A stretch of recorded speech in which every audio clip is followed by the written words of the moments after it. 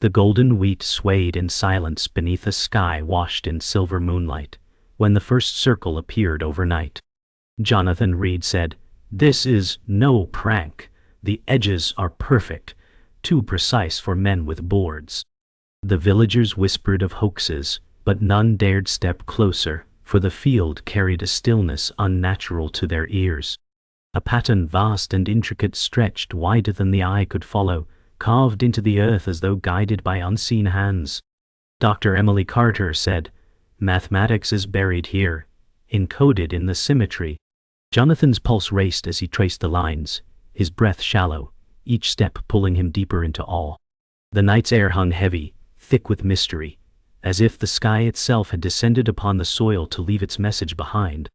Morning broke over the fields, painting gold over the strange markings. Farmers gathered, muttering disbelief, their boots crunching dry earth as they stared. Jonathan Reed said, "These stalks bend, not break, as though molded by heat or force." Emily Carter studied the arcs, her breath visible in cool dawn air, scribbling frantic calculations. A child whispered, "It looks like a message," and silence fell. The villagers feared ridicule, yet awe held them captive. Each angle, each spiral seemed too precise, too intelligent to dismiss. The seeker of truth knew the path had just begun, for mysteries were no longer whispers in shadows. They stood carved in open daylight. By noon, rumors spread beyond the village, drawing curious strangers. Cars lined the dirt road, lenses flashing, news crews swarming like flies. Jonathan Reed said, "The truth will be twisted before it's understood." Emily Carter warned, "Science can be buried under spectacle." Farmers guarded their fields, yet could not resist pointing at the designs, torn between pride and dread. Each camera framed the circle as spectacle, stripping away its quiet power. Children tugged their mothers' skirts, asking questions no one could answer. The wheat bent silently, defying explanation, and the mystery began its journey from whispers to headlines. By dusk, debate consumed the town. In the tavern, voices rose, some shouting fraud, others whispering of omens. Jonathan Reed sat at corner table, eyes distant, as Emily Carter said, "Mathematics do not lie." A farmer slammed fist, declaring, "This land holds no secrets except the ones we plant." Yet whispers continued, stories of lights, strange humming in the night. Emily leaned close, voice low. "What if it's not a message for us, but a warning?" Jonathan's jaw clenched as he realized the mystery had taken root in every heart, and fear was its shadow. Night returned, stars spilling bright above. Jonathan Reed stood at the circle's edge again, unable to resist. Emily Carter joined him, her face pale in starlight. "Every symbol carries intent," she said. Jonathan whispered, "Then whose intent guides this?" The field stretched endless, every stalk aligned to a greater pattern, unseen by human eyes. The silence pressed down so heavy it hummed. Fear and wonder bound him in equal measure. They stood together in the center of mystery, realizing that whatever force had carved this, it was only the beginning, and the world would never be the same. Jonathan Reed sat at his cluttered desk, candlelight casting restless shadows. Maps of old fields and newspaper clippings spread before him, their ink faded but stories still alive. He muttered, "These patterns echo across decades. They're too persistent to ignore." Emily Carter leaned over, her voice cautious. "History hides answers, but it also hides mistakes." Dust clung to the old records, each page whispering of sightings buried in time. Jonathan's obsession deepened with every mark he traced, every circle recorded, his mind threading connections unseen by others. The night stretched long, filled with silence, broken only by the scratching of pencil against paper. The town's library smelled of dust and forgotten secrets, shelves looming in silence.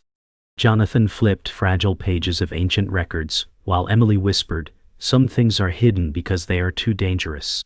His pulse quickened as faded sketches revealed crop circles from centuries past. Margins filled with strange equations, familiar in their symmetry, mirrored what lay in the fields now. "They've been here all along," Jonathan breathed, his voice low. The air felt heavy, as if the books themselves knew too much.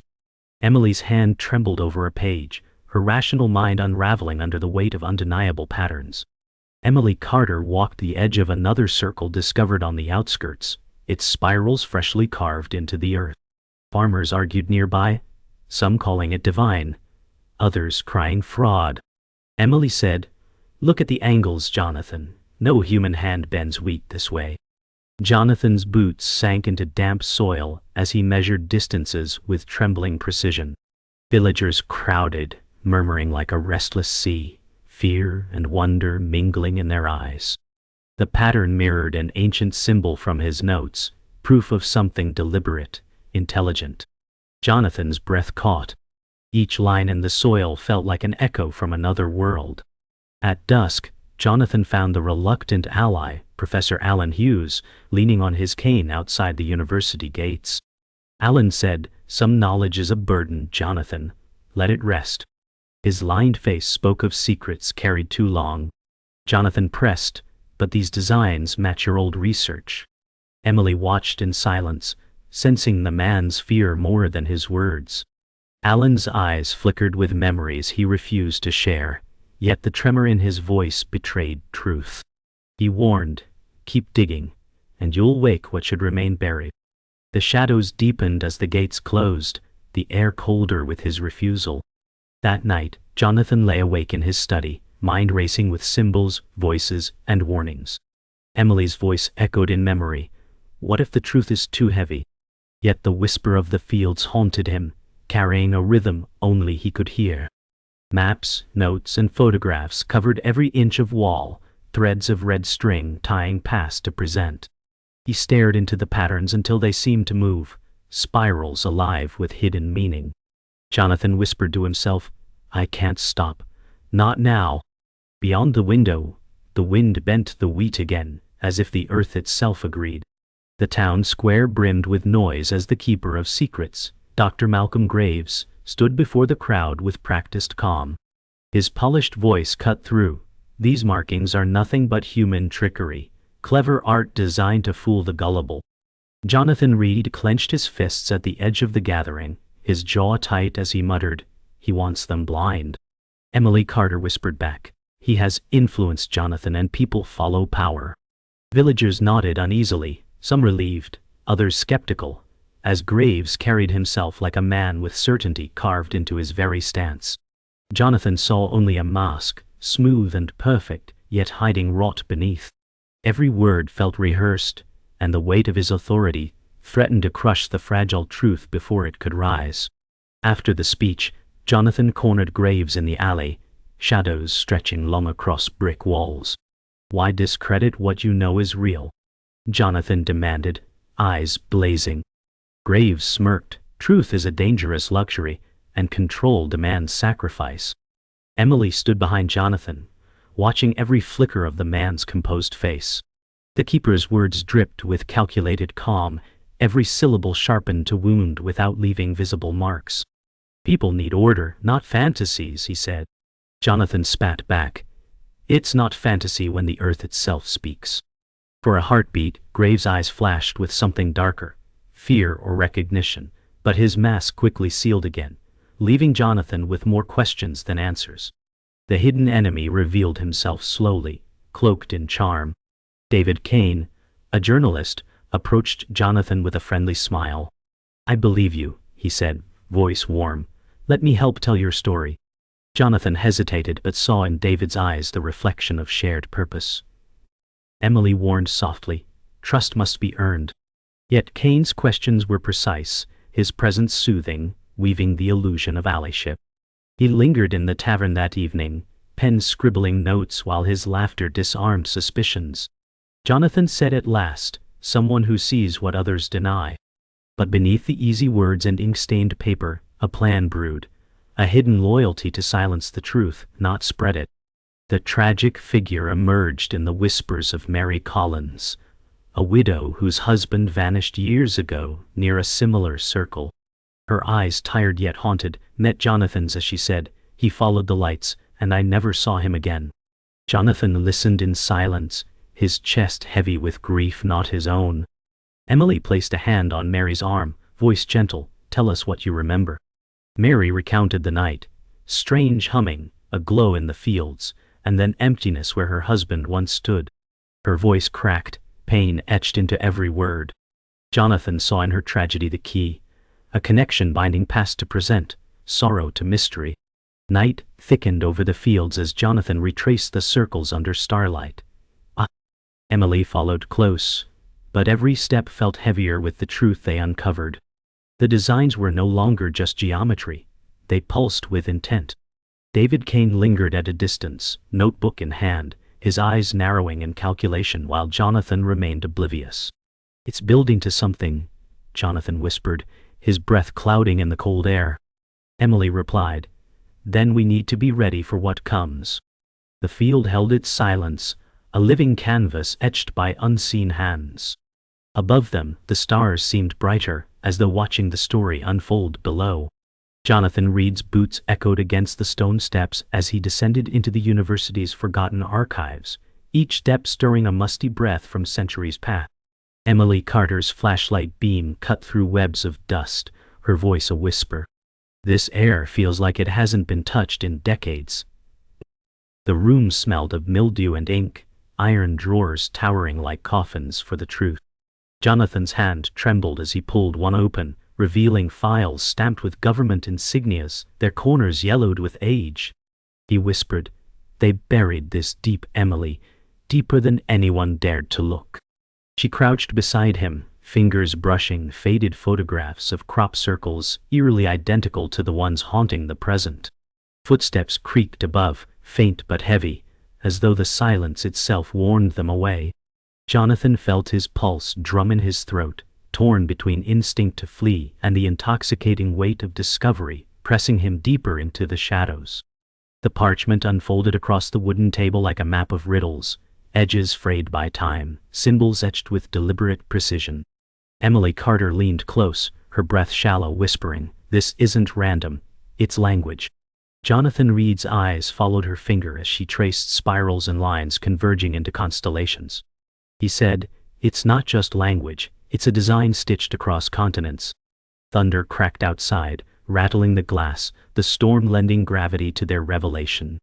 Emily's hands trembled as she circled locations, ancient sites, forgotten ruins, fields etched with mystery. Jonathan leaned closer, pupils wide with awe.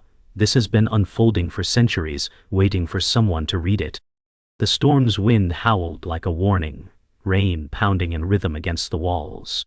For a moment, Emily felt the parchment itself pulse with life, as though the truth they unearthed wanted to be seen yet feared exposure. Morning sunlight filtered through Mary Collins' lace curtains, painting fragile golden stripes across her weathered table.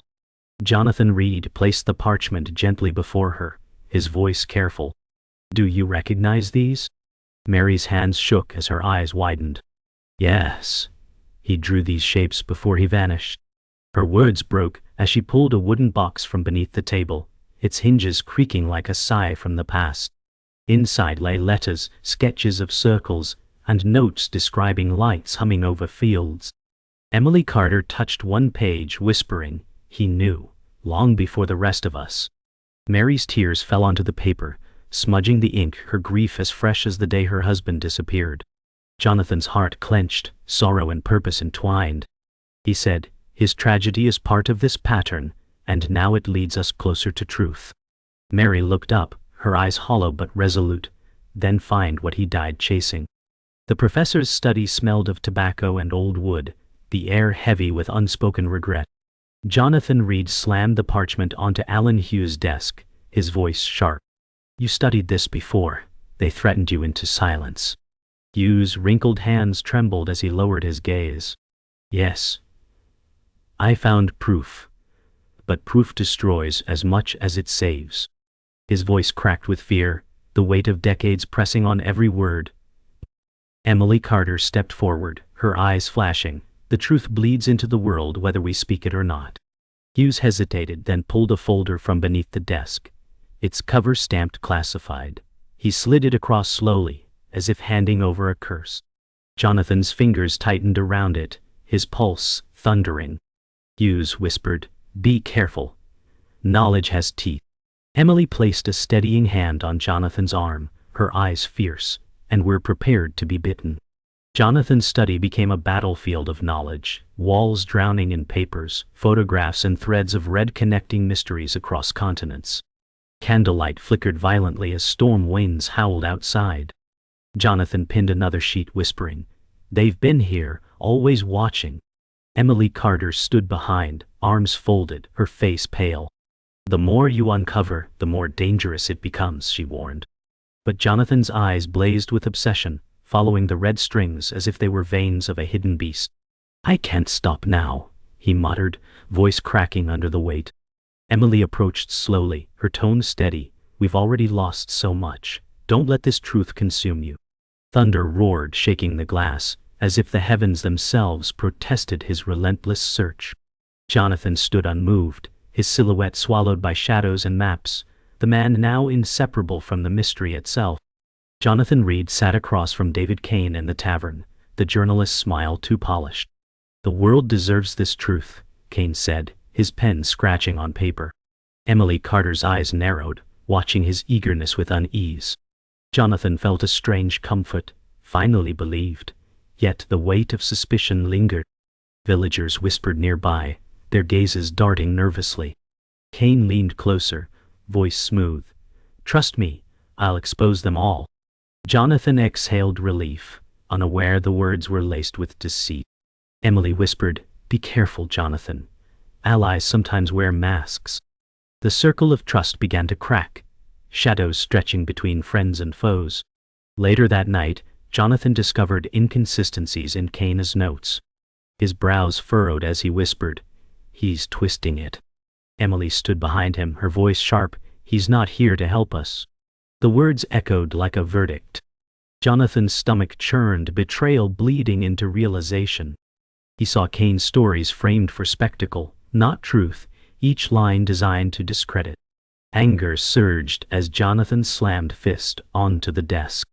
Emily placed a steady hand on his shoulder. "We must tread carefully. He will use us before we stop him." The hidden enemy revealed himself, and trust crumbled into ash.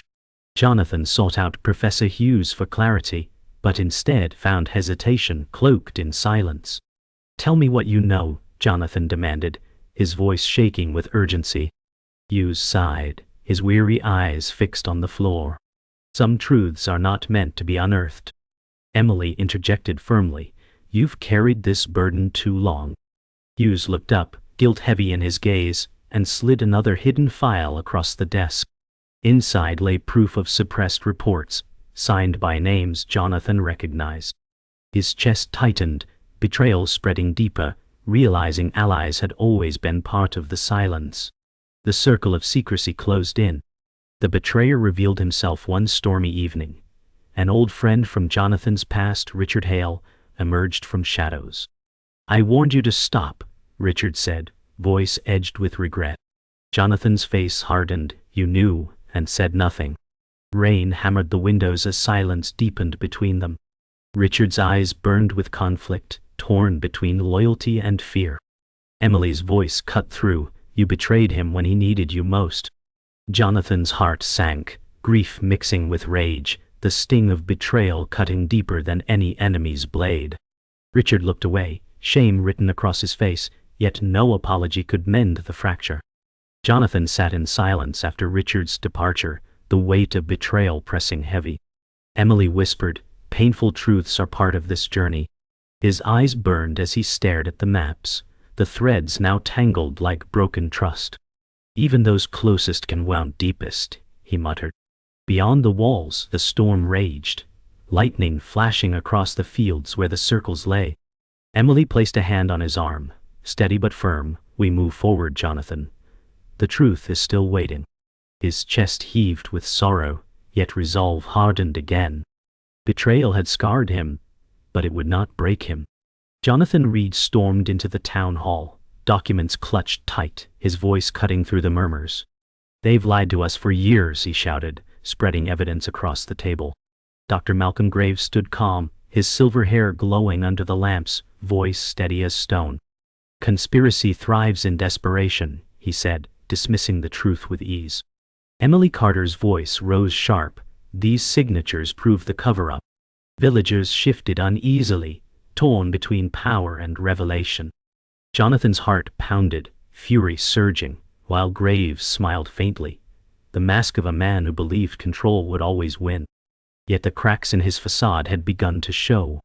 After the hall erupted, Jonathan confronted Graves alone in the empty corridor.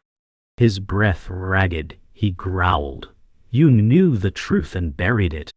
Graves adjusted his cufflinks, face unreadable. "The truth destroys more than it saves," he replied. Jonathan's eyes burned, rage boiling, but beneath it he saw flickers of fear in the man's composure.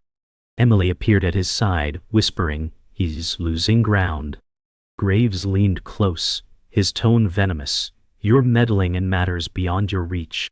Jonathan spat back, "And yet, here I stand." The corridor seemed to narrow, shadows closing in on the duel of wills. That night, Jonathan and Emily returned to the field where new circles had formed, larger and more complex than ever. The ground seemed to hum, lines glowing faintly under starlight. Jonathan whispered, "This is their answer." Emily's breath caught as she traced patterns with her flashlight. The silence was alive, pulsing with meaning too vast for words. Suddenly, a low hum filled the air, vibrating through their bones. Jonathan's chest tightened, fear and wonder merging into awe. "It's building to something," Emily murmured. They stood in the center of geometry not of this world, waiting for revelation to strike. In the darkness, the tragic figure's story became whole. Mary Collins arrived at the field, clutching her late husband's letters. Tears streamed down her face as she whispered, "He warned me of this night." Jonathan took the papers gently, heart breaking for her loss. Emily said softly, "His tragedy was never random. It was a piece of the design." The hum deepened, vibrating through the ground, as though the earth itself mourned with her. Mary sank to her knees, whispering her husband's name into the night.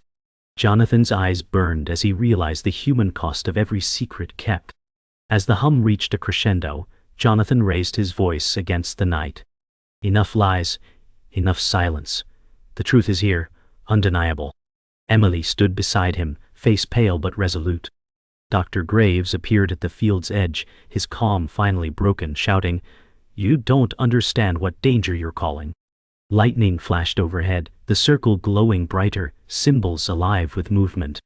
Jonathan stepped forward, unyielding. "I don't fear the truth," he declared. The villagers, drawn by the sound, gathered at the edge, their faces lit by otherworldly light. The confrontation had reached its peak, truth against silence, and only one could remain. The night burned with light, as villagers gathered in stunned silence, their eyes fixed on the glowing circle. Jonathan Reed's chest heaved as he said, "This is not chaos, it's a revelation." Emily Carter whispered, "Every pattern leads here." Dr. Graves shouted from the shadows, "You invite disaster!" His authority cracked, fear finally showing. A child pointed upward, and gasps rose as stars shifted into the same patterns carved in the earth.